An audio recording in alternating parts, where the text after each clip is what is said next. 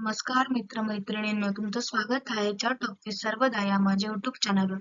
आज आपण या व्हिडिओमध्ये बघणार आहे एचआर म्हणजे काय, एचआरची भूमिका काय असते, एचआरच्या जबाबदाऱ्या कोणत्या असतात, एचआरमध्ये करिअर ग्रोथ कशी असते आणि सॅलरी किती मिळते याबद्दल सविस्तर माहिती जाणून घेणार आहोत आपण या व्हिडिओमध्ये.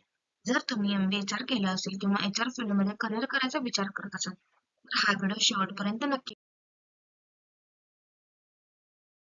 पहा. आता आपण नेक्स्ट बघणार आहे एचआर म्हणजे काय, या एचआरची भूमिका काय असते. एचआर म्हणजे ह्युमन रिसोर्स म्हणजे मानवी संसाधन. कोणत्याही कंपनीतील कर्मचारी हे त्या कंपनीचे सर्वात महत्वाचे रिसोर्स असतात. त्या कर्मचाऱ्यांचे रिक्रुटमेंट, ट्रेनिंग, परफॉर्मन्स, सॅलरी आणि एम्प्लॉई रिलेशन्स सांभाळण्याचे काम एचआर विभाग करतो. सोप्या भाषेत सांगायचं झालं तर एचआर हा कंपनी कर्मचारी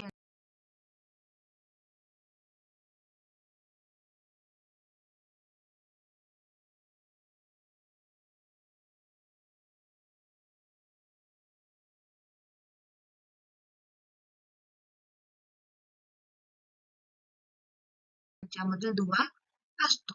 आता आपण नेक्स्ट बघणार आहे एचआर ची भूमिका काय असते. Role of HR. तर पहिला आहे रोल एचआरचा योग्य कर्मचारी निवडणे.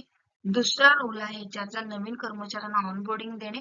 तिसरा रोल आहे एचआरचा कंपनीच्या पॉलिसी समजावून सांगणे. चौथा रोल आहे एचआरचा एम्प्लॉय एंगेजमेंट वाढवणे.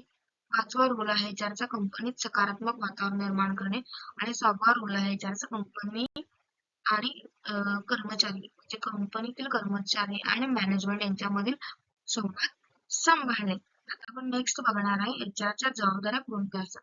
तर एचआरची पहिली जबाबदारी आहे रिक्रुटमेंट आणि सिलेक्शन. रिक्रुटमेंट मध्ये काय काय होतं तर रिझ्यूम स्क्रीनिंग होतं, इंटरव्ह्यू शेड्युलिंग होतं आणि कॅन्डिडेट सिलेक्शन होतं.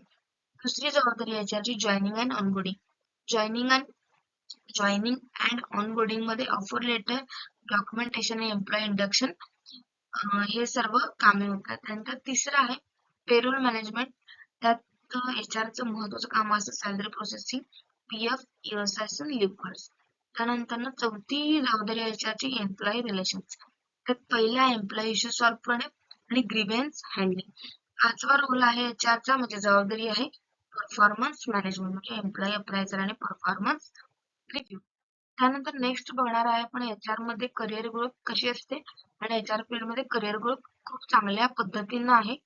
आपण आता करिअर पाथ, मी तुम्हाला मागच्या एका व्हिडिओमध्ये करिअर पाथ सांगितलेला आहे, तोच करिअर पाथ आहे यात. पहिला आहे एचआर इंटर्न, दुसरा आहे एचआर एक्झिक्युटिव्ह, तिसरा आहे एचआर जर्नलिस्ट, चौथा आहे एचआर मॅनेजर आणि पाचवा एचआर हेड आणि एचआर डायरेक्टर. जसं जसं तुमचा अनुभव वाढतो तुमच्याकडे नॉलेज गेन होतं, तशी जबाबदारी तुमची वाढते, तशी त्या पद्धतीने तुमची सॅलरी देखील वाढत असते. आता आपण नेक्स्ट बघणार आहे एचआर सॅलरी इन इंडिया. म्हणजे एचआरची सॅलरी इंडियामध्ये किती पद्धत म्हणजे कशा पद्धतीनं दिली जाते. ही जी सॅलरी दिलेली आहे एक म्हणजे आताच्या बेसिक नुसार जे काय असेल त्या पद्धतीने सॅलरी दिली आहे. हीच सॅलरी कंपनी तुम्हाला देईल असं नाहीये. ह्याच्यात वाढू पण शकतं, ह्याच्यात कमी पण होऊ शकतं.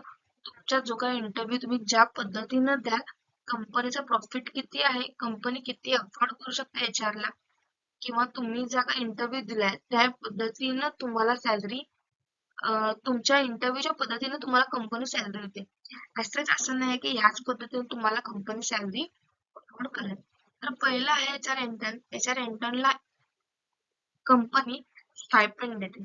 स्टायपेंड जर कंपनीची इच्छा असेल तर कंपनी स्टायपेंड देते, अदरवाईज तुम्हाला अनपेड इंटर्नशिप करावी लागते. त्यानंतर पेड इंटर्नशिप कोणत्या कोणत्या कंपन्या देतात, एमएनसी कंपन्या प्रोव्हाइड करतात पेड इंटर्नशिप. पेड इंटर्नशिप मध्ये तुम्हाला मी अजून एक सांगू इच्छिते.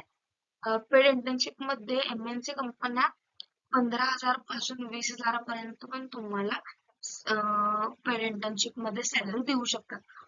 अदरवाईज बाकीच्या कंपन्यांची जर इच्छा असेल तर कंपन्या स्टायपेंड देऊ शकतात, नाही तर अनपेड इंटर्नशिप तुम्हाला प्रोव्हाइड करतात. आपण आता नेक्स्ट बघणार आहे एचआर एक्झिक्युटिव्ह. एचआर एक्झिक्युटिव्हला आपल्या इंडियामध्ये सॅलरी आहे 15,000 ते 25,000. एचआर जर्नलिस्टला सॅलरी आहे 30,000 ते 50,000 पर मंथ. एचआर मॅनेजरला 50,000 ते 1,00,000पर्यंत पर मंथ सॅलरी आणि एचआर हेड किंवा एचआर डिरेक्टर जो असतो त्याला 1,50,000 प्लस पर मंथ कंपनीनुसार बदलू शकते.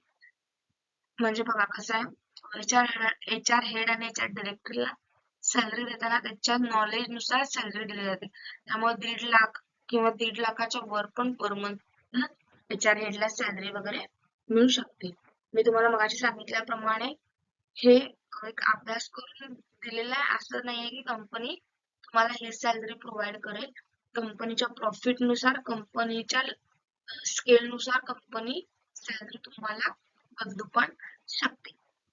त्यानंतर आपण नेक्स्ट बघणार आहे HR कोणकोणत्या कंपनीमध्ये काम करण्यासाठी इंटरेस्टेड असतो किंवा त्याला कोणकोणत्या इंडस्ट्री अपॉर्च्युनिटीज देतात. तर पहिलं सेक्टर आहे मॅन्युफॅक्चरिंग कंपन्या, दुसरा सेक्टर आहे IT कंपनी, तिसरा आहे फार्मा इंडस्ट्री, चौथा आहे ऑटोमोबाईल इंडस्ट्री आणि पाचवा आहे रिक्रुटमेंट कन्सल्टन्सी आणि सहावा आहे स्टार्टअप्स.